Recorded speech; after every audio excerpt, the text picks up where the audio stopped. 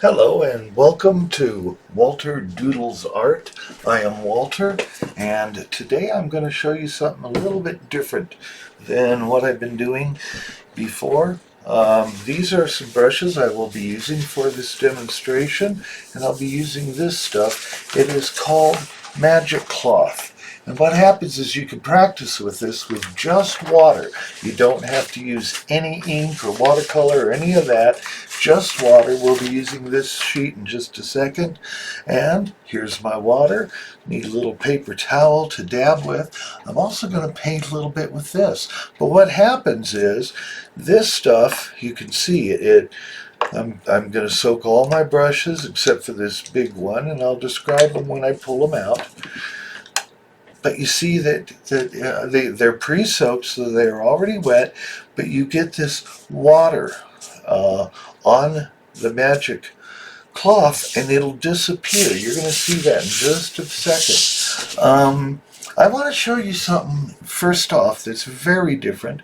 This is just a piece of paper towel. It's folded up so that it looks much like a hake brush on the end, like here, where it's a flat and wide. And this one, I've used this in the past for something, but I found out something practicing with this stuff today. You can make like bamboo with it, and I've done that before with paper towel. It's a little different than most bamboo, but one of the things I found out with this is you can use it. Let me make a side thing here with it so that you can see this. You can use it to actually make your leaves of bamboo, and what you have to do is you have to kind of flatten or squeeze it so that there's a little point to it, and then you just make your stroke. And I may do one of these times, a whole painting just with the paper towels. For instance, here you got the ear, there you got the ear. You could make your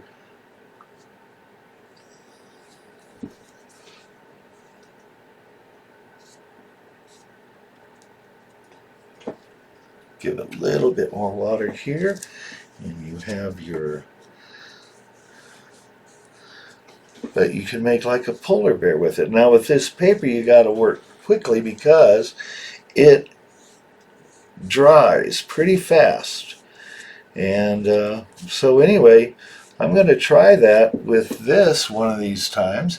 But there you've got, not polar bear, but a panda bear. So just giving you ideas and different ways to use it. But this is really the star of today's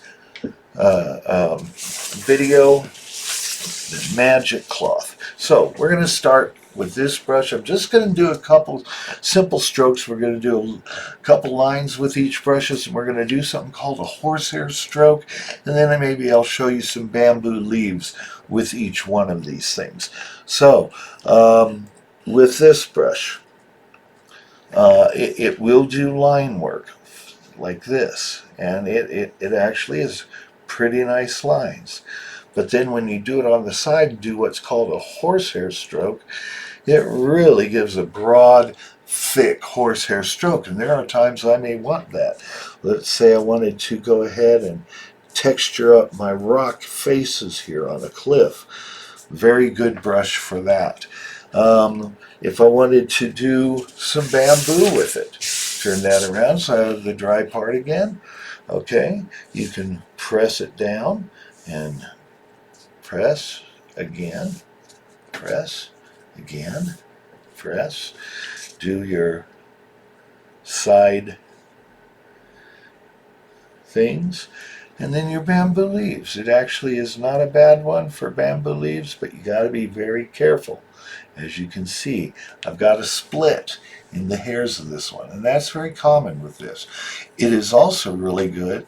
Let's say I have just a regular tree that I'm doing where I've got it and it comes off and it branches off.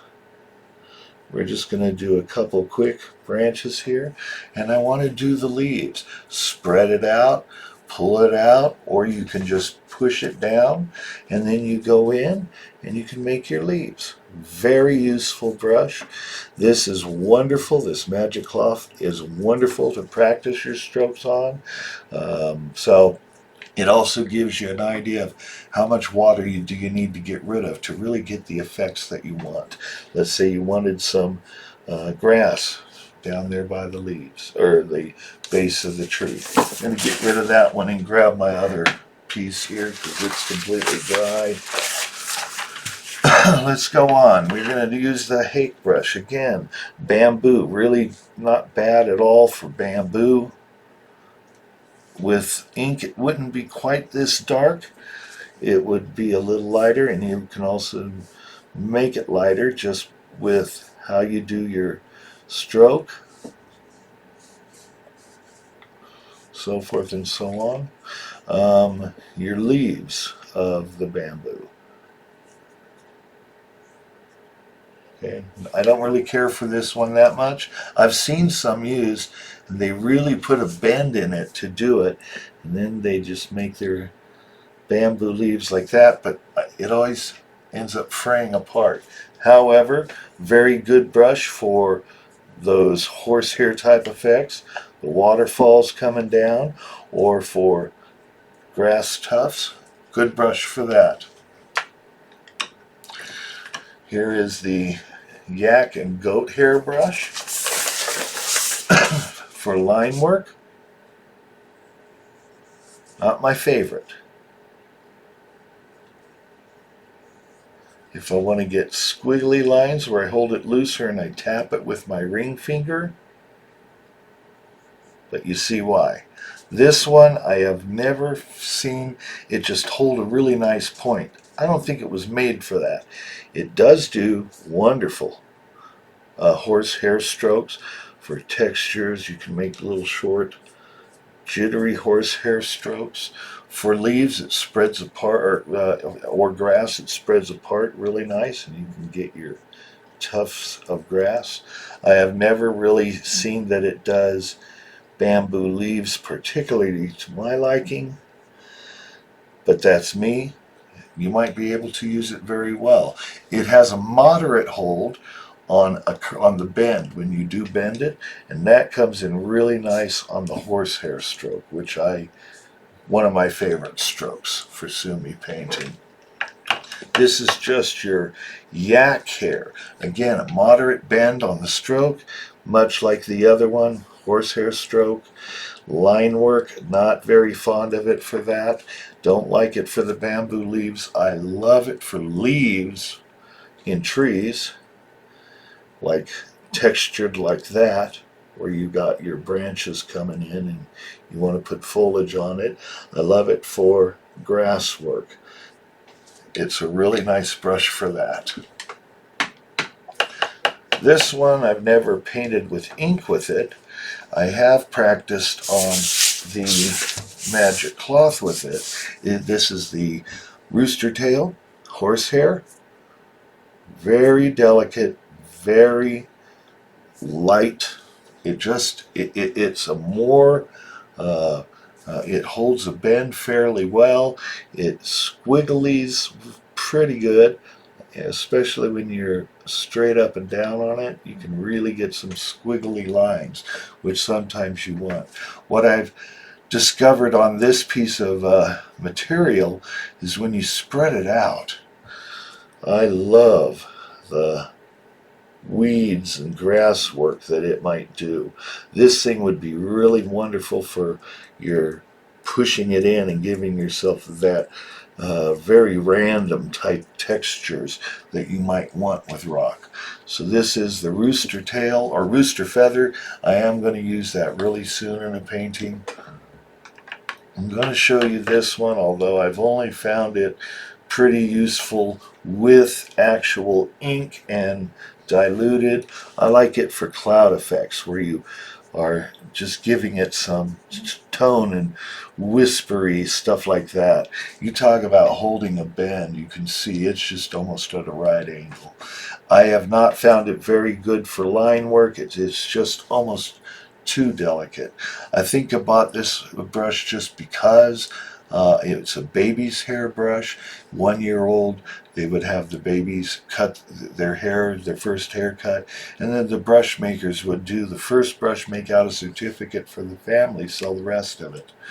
I have found it good for mist, fog, that type of thing. I haven't found it good for anything else. I have seen other people do calligraphy with it. I cannot figure that out. It just is almost too delicate for my tastes. There's the first letter of my name. Yeah, it's just not useful for a lot of things for me. I have it because I think it's cool. For the reason of, I think it's cool. This is wolf's hair. I use this one a lot for line work, squiggly line work, for horse's tooth. Really good brush. I don't really like to splay it out to get a lot of grassy effects, but it's a really good one for hash marks, that type of details that you might want in a painting. Really good for that. Nice line brush, nice horse tooth brush for smaller things. They do make them larger. This is the only one I have. And then, of course, probably my favorite line brush is the rat whisker. Really springs back to true, very straight almost all the time. Just a marvelous brush. You can really get some squiggles and stuff going on. Very useful for that. It's not too bad with the horse's tooth stroke, and